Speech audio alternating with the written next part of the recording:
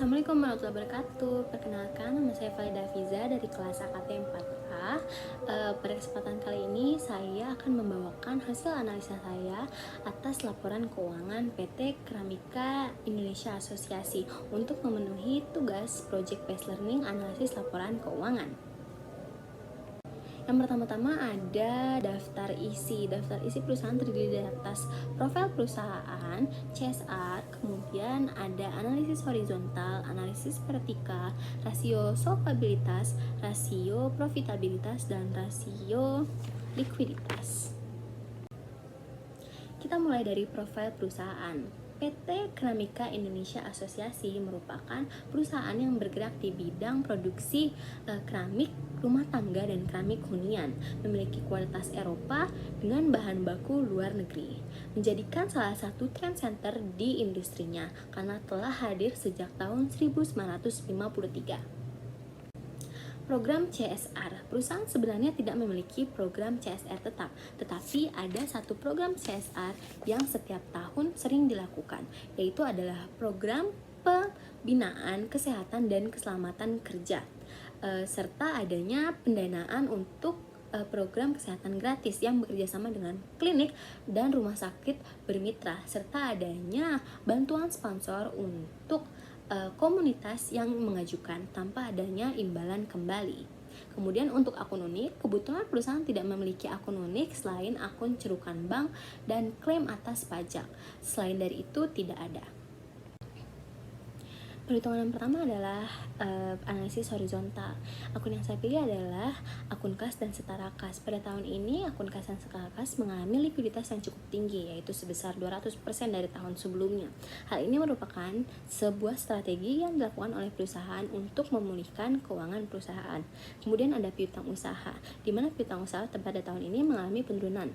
Hal ini dikarenakan adanya penyisihan piutang tidak tertagih. Kemudian ada persediaan. Angka persediaan perusahaan hanya meningkat sebesar 4%. Hal ini tidak menunjukkan adanya peningkatan produksi, melainkan adanya persediaan yang belum terjual dari tahun lalu. Kemudian adanya aset tetap.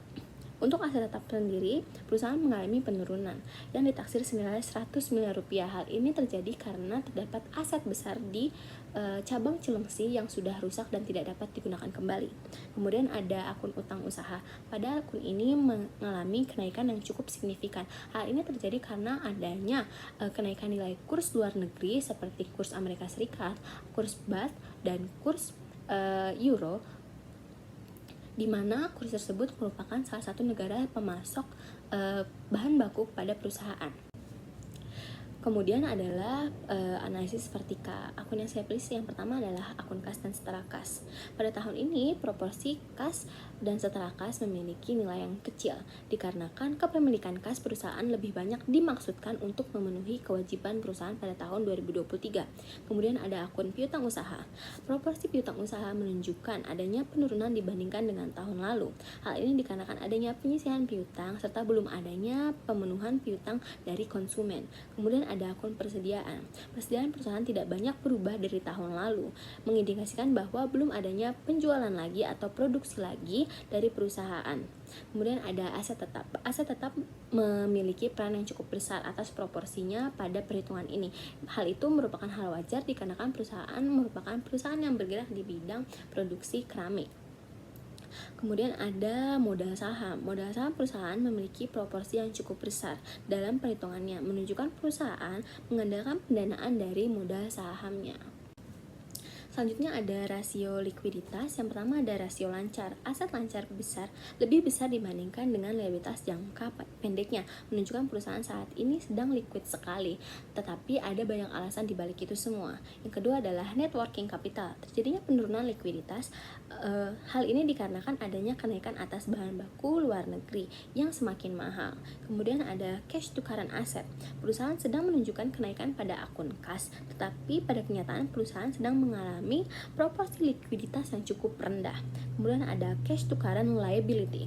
Perusahaan hanya menunjukkan rasio 1/4 saja, mengartikan perusahaan kurang mampu memenuhi kewajiban jangka pendeknya.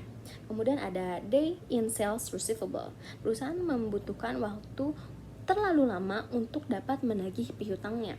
Kemudian ada Inventory turnover. Perusahaan mampu melakukan perputaran persediaan sebanyak 7-8 kali setahun. Hal ini menunjukkan bahwa perusahaan masih mampu untuk terus berproduksi. Yang terakhir adalah day sales turnover, menunjukkan perusahaan membutuhkan waktu sekitar 46 hari untuk menjual persediaannya. Dalam industri keramik, rentang waktu tersebut masih terbilang normal. Selanjutnya adalah perhitungan rasio solvabilitas. Yang pertama adalah solvency, menunjukkan angka 84%. Hal ini menggambarkan sebagian besar pendanaan dibiayai oleh ekuitas perusahaan sendiri. Kemudian ada debt to equity, proporsi utang terhadap ekuitas menurun, menunjukkan perusahaan sedang berusaha secara perlahan independen untuk memperbaiki kondisi keuangannya. Kemudian ada time interest earned, penurunan beban bunga menunjukkan angka yang signifikan. Hal ini merupakan upaya manajemen dalam pemangkasan dana dan efisiensi. Selanjutnya adalah perhitungan profitabilitas. Dalam perhitungan ROA, perusahaan mengalami penurunan laba sebesar 2,26% dari total aset rata-rata. Kemudian ada perhitungan ROE, menunjukkan adanya penggunaan ekuitas yang kurang baik pada tahun ini. Kemudian ada TAT, karena adanya efisiensi perusahaan, menunjukkan penggunaan aset yang cukup rendah. Kemudian fixed asset turnover, penurunan pada fixed asset terjadi karena perusahaan menuntut kantor dan cabang pabrik di Cilengsi. Kemudian adalah gross profit, perusahaan mengalami rugi besar sebesar minus 2,72%. Kemudian ada profit margin, profit menurun karena adanya pemberhentian kerjasama dengan mitra, kurangnya pendapatan dan penjualan. Yang terakhir adalah operating income margin, mengalami penurunan dikarenakan perusahaan membatasi adanya tingkat produksi yang berlebihan. Mungkin itu saja yang dapat saya sampaikan, kurang lebihnya mohon maaf. Wassalamualaikum warahmatullahi wabarakatuh.